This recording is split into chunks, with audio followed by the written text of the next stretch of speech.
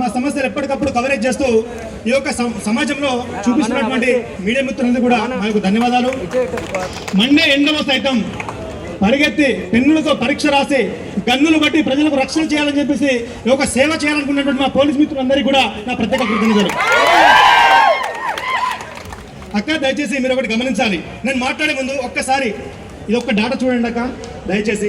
ఎందుకు ఇచ్చినంటే నిన్న కాక నిన్న నల్గొండలో మన గౌరవ ముఖ్యమంత్రి గారు ఒక మాట అన్నారు, నేను 70,000 ఉద్యోగాలు ఇచ్చానని చెప్పేసి.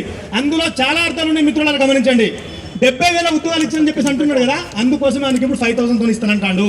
ఎందుకు అంటే ఆ 70,000 మొత్తం కూడా నేనే భర్తీ చేసిన అని చెప్పేసి చెప్పుకుంటాడు. సో అక్క అది మీరు గమనించండి.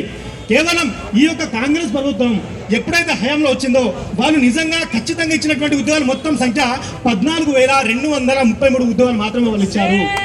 సో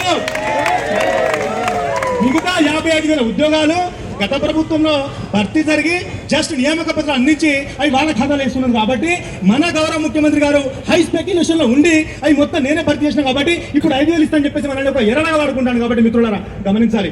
అక్క దయచేసి ఇప్పుడు నేను మాట్లాడే ముందు ఒక విషయం చెప్పాలి అక్క. ఈ 5,000 ఉద్యోగాలు వచ్చే బదులు మా అందరికీ రేవంత్ రెడ్డి గారు విషం పెట్టి చంపడం నయం. ఎందుకు ఈ మాట అంటున్నానంటే 5,000 ఉద్యోగాలు అతను అనుకుంటాడు కావచ్చు ప్రతి జిల్లాకి నేను సమానంగా పంచబోతున్నా అని. కానీ కాదు. హైదరాబాద్ లో ఆల్రెడీ 3 కమిషనర్లు ఉంటే అది కాక సరిపోదని చెప్పేసి ఇంకా ఇక్కడ ఎక్కువ ఉద్యోగాలు కావాలని చెప్పేసి ఫ్యూచర్ సిటీ కమిషన్ చెప్పేసి మనకు కూడా వచ్చిందక్క. కానీ మాకు ఇక్కడ అవకాశం ఉందా? మాకు అవకాశాలు లేవు. మేము తెలంగాణ రాష్ట్రాన్ని ఎందుకు కొట్లాడి సాధించుకున్నామంటే మన ఉద్యోగాలు మనకు కావాలని చెప్పేసి మనం కొట్లాడి సాధించుకున్నాం కదక. కానీ మన రాష్ట్రంలో మన రాజధానిలో తెలంగాణ బిడ్డ ఇక్కడ నాన్నొకలు అయిపోతాడక.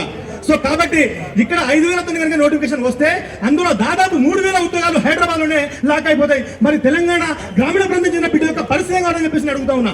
మరి ఈరోజు రేవంత్ రెడ్డి గారు ఒక మాట అన్నాడు, నేను పీఠం ఇక్కడ నేను దక్కించుకున్నా అంటే నేను అధికారం ఉన్నా అంటే ఇక్కడ తెలంగాణ నిరుద్యోగుల యొక్క వాళ్ళ యొక్క కృషి వల్ల నేను గెలిచిన అన్నాడు. మరి నువ్వు నిరుద్యోగులకు ఏం న్యాయం చేస్తున్నావు? సో కాబట్టి దయచేసి గమనించాలి.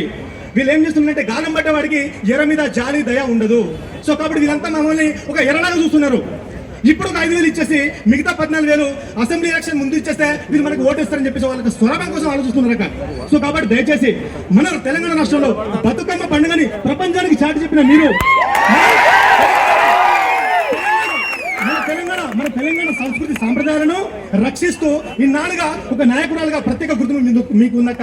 కాబట్టి దయచేసి ఇంకొక బాధ్యత మేము మీకు అప్పగిస్తున్నాం. మిత్రులారా మనం అక్కకి ఒక బాధ్యత అప్పగించాలా వద్దా?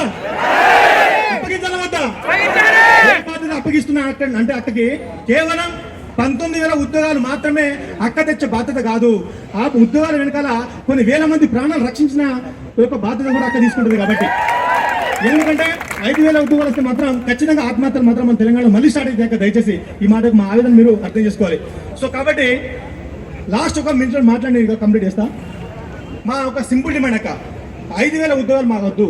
19,000తో మొత్తం కనుక పోలీసు ఉద్యోగం భర్తీ జరగాలి. అదేవిధంగా వయోపరిమితి మాకు వయోపరిమితి కానిస్టేబుల్ 30 సంవత్సరాలు బరాబర్ పెట్టాలి. ఎందుకంటే జియో నంబర్ 31 తీసుకొచ్చి వీళ్ళు 2 సంవత్సరాలు మేము కేటాయిస్తున్నామని చెప్పారు. కానీ ఆ జియో వల్ల ఎలాంటి కూడా లాభం జరగలే. ఆ క్రమంలో ఒక్క నోటిఫికేషన్ రాలే. కాబట్టి సో దాన్ని మళ్ళీ 87 జియో తీసుకొచ్చి మాకు 2 సంవత్సరాలు కుదించారు.